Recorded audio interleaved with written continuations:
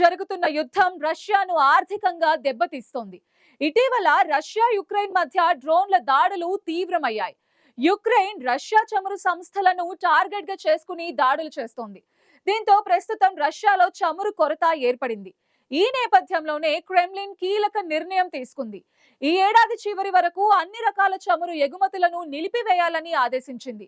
గత కొన్ని రోజులుగా యుక్రెయిన్ రష్యాలోని చమురు శుద్ధి కేంద్రాలు, పంపింగ్ స్టేషన్స్, ఇంధన రైళ్లను లక్ష్యంగా చేసుకుని దాడులు చేసింది. అయితే రష్యా చమురు ఎగుమతులను నిలిపివేతకు సాకులు వెతుక్కుంటోంది. రవాణా వ్యవస్థల కొరత కారణంగా ఈ ఎగుమతులు నిలిపివేసినట్టు రష్యా చెప్తున్నా యుక్రెయిన్ కారణంగానే ఈ నిర్ణయం తీసుకున్నట్టు తెలుస్తోంది.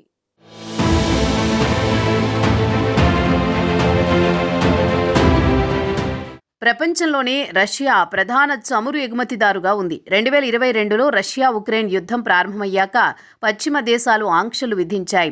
దీంతో రష్యా నుంచి చమురు కొనుగోళ్లు నిలిచిపోయాయి.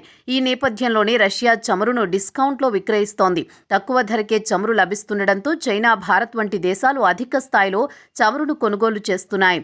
ఇలా వచ్చిన ఆదాయంతోనే రష్యా తన యుద్ధాన్ని కొనసాగిస్తోందంటూ అమెరికా సహా పశ్చిమ దేశాలు ఆరోపిస్తున్నాయి.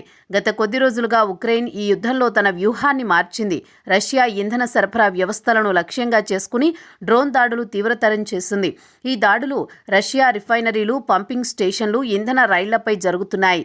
ఉక్రెయిన్ డ్రోన్లు 10 రిఫైనరీలను టార్గెట్ చేసి రిఫైనింగ్ కెపాసిటీని 17 నుంచి 21% తగ్గించాయని రష్యా డిఫెన్స్ మినిస్ట్రీ వెల్లడించింది.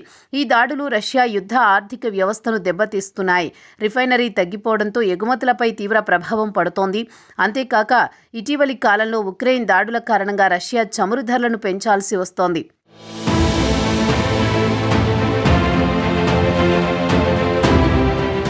ఇక ఉక్రెయిన్ వరుసగా చేస్తున్న దాడులతో రష్యాలో డీజిల్, పెట్రోల్ కొరత ఏర్పడింది. గ్యాస్ ప్రోమ్ ఆపరేట్ చేసే బష్కోర్టోస్తాన్ రిఫైనరీ వంటి కీలక సైట్లు ఉక్రెయిన్ దాడుల్లో ధ్వంసమయ్యాయి. తమ దాడులు రష్యా యుద్ధ ఆర్థిక వ్యవస్థను దెబ్బతీస్తాయని ఉక్రెయిన్ ఎయిర్ ఫోర్స్ వెల్లడించింది. అయితే ఇవన్నీ ఫేక్ వార్తలే అంటూ రష్యా కొట్టిపారేస్తున్నప్పటికీ దేశంలో మాత్రం ఇంధన కొరత ఏర్పడింది.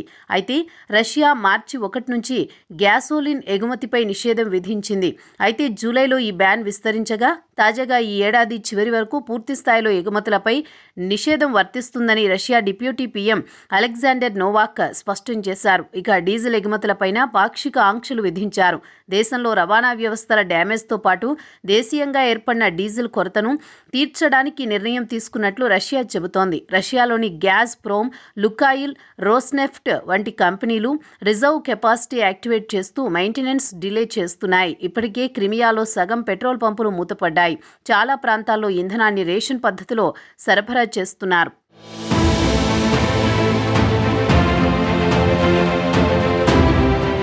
ఉక్రెయిన్ దాడులతో గ్యాస్ ప్రోమ్ రిఫైనరీలు ధ్వంసమయ్యాయి. ఇక ఎక్స్పోర్ట్ పోర్టులు, రిఫైనరీలను కూడా ఉక్రెయిన్ దాడులు దెబ్బతీశాయని Russia oil pipeline monopoly Transneft warning ఇచ్చింది. ఇక రోజురోజుకు ఇంధన కొరత తీవ్రమవుతుండటంతో మాస్కో, నిజ్నీ నోవ్గోరాడ్లలో Lukoil canister fuel out sales ban బోర్డులను పెట్టేశాయి. చుకోట్కా, సకాలిన్ నుంచి ర్యాజాన్, సమారా వరకు దాదాపు 21 ప్రాంతాల్లో ఇంధన కొరత ఏర్పడింది. అయితే కొరతకు కారణం రిఫైనరీలు ప్రొడక్షన్ను తగ్గించడం వల్లే అని గవర్నర్ సెర్గీ అక్సియోనోవ్ తెలిపారు. మరోవైపు రష్యాలో గ్యాసోలిన్ ధరలు 40 నుంచి 50% పెరిగాయి. దీంతో రష్యా ప్రభుత్వం రిజర్వ్ కెపాసిటీ, రైల్ షిప్మెంట్స్ను కోఆర్డినేట్ చేస్తోంది. ఇప్పుడు రష్యా ఆయిల్ ఎగుమతులను బ్యాన్ చేయడంతో రష్యా నుంచి కొనుగోలు చేస్తున్న భారత్, చైనా రిఫైనరీలపై ప్రభావం పడుతోంది. ప్రస్తుతం రష్యా చమురుపై ఇండియన్ రిఫైనరీలు $4 డిస్కౌంట్ పొందుతున్నాయి. కానీ బ్యాన్ వల్ల సప్లై కొరత పెరుగుతోంది.